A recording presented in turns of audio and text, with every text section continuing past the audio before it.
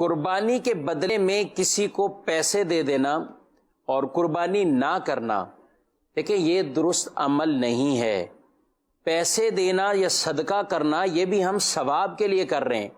تو ثواب اور عمل وہ قابل قبول ہوگا اور ثواب اس پر ملے گا کہ جو شریعت مطہرہ کے دائرہ کار کے مطابق ہوگا۔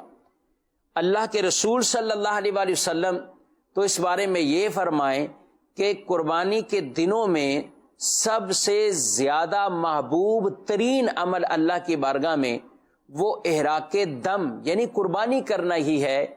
اور اس سے بڑھ کر کوئی عمل وہ یوم نحر کو اللہ کے نزدیک محبوب عمل نہیں ہے۔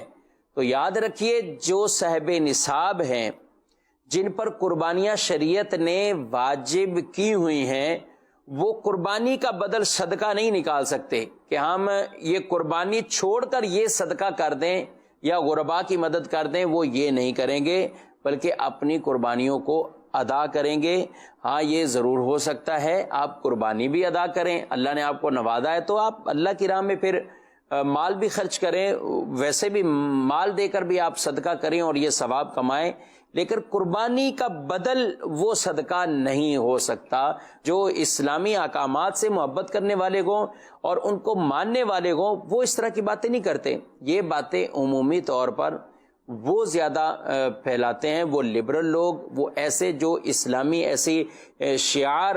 قربانیوں یا اس طرح کے جو بھی معاملات ہیں ان پر بڑا کلام کریں گے کہ نہیں اس کی جگہ یہ کر لیا جائے، اس کی جگہ یہ کر لیا جائے۔ نہیں، وہ کیا جائے جو اللہ اور اس کے رسول کو پسند ہے، جو اللہ اور اس کے رسول کا حکم ہے۔ تو قربانی رب عز و جل نے یہ لازم فرمائی ہے، اور اللہ کے پیارے رسول صلی اللہ علیہ وآلہ وسلم نے یہ قربانیاں یہ لازم کی ہیں، اور اللہ تو سب جانتا ہے کہ آگے کیا کیا معاملات کس کس انداز سے لوگ گزاریں گے، کیا کیا ان کے ساتھ معاملات پیش ہوں گے۔ تو کہیں یہ نہیں فرمایا گیا کہ جب ایسے حالات ہو جائیں تو پھر آپ اس وقت اس کو یوں کر لیا جائے، نہیں،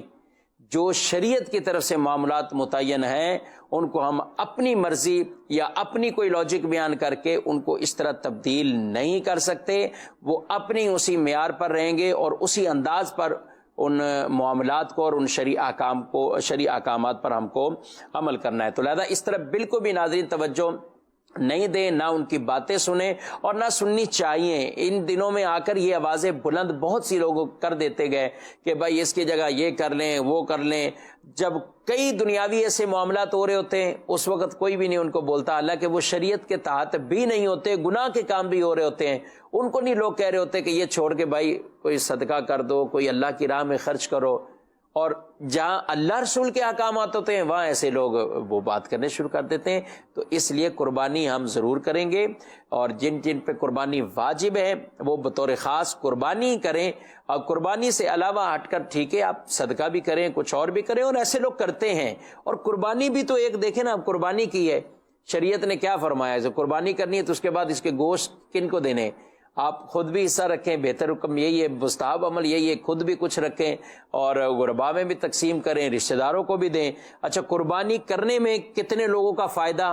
کتنی قربانی کرنے سے انڈسٹریوں میں فائدہ ہو جاتا ہے۔ اتنے غرباء لوگ جانوروں کو پال کر رکھتے ہیں، اور سال جب ان کے پورے ہوتے ہیں یعنی یہ قربانی کے دن آتے ہیں تو ان کی بڑی امیدیں ہوتی ہیں، اور یہ کوئی ایسے بڑے بڑے مالدار لوگ عام طور پہ نہیں ہوتے۔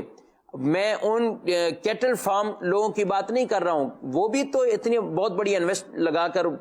جانوروں کو پالتے ہیں، لیکن عام جو دیہاتوں سے گاؤں سے جانور کے ریوڑ آتے ہیں لوگ قربانی کے دنوں میں ان کو بیچتے گئے، تو ان کے بھی تو ایک مقاصد ہیں، تو ان کی بھی اس طرح یہ ہیلپ ہے، کیونکہ تجارت آپ ان سے کر رہے ہیں۔ قربانی کو پھر لوڈنگ ان لوڈنگ کرنے والے مزدور ہیں، ٹرک ہیں، قربانی کے اندر قصاب، گوشت فروش جو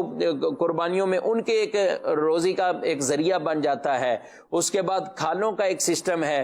تو یہ خود ایک بڑی معاشرے کے اندر تجارتی حوالے سے ایک اچھی اس کے جو ہے وہ نتائج آتے ہیں، تو لہذا یہ وسوسے نہیں پالنے چاہیے۔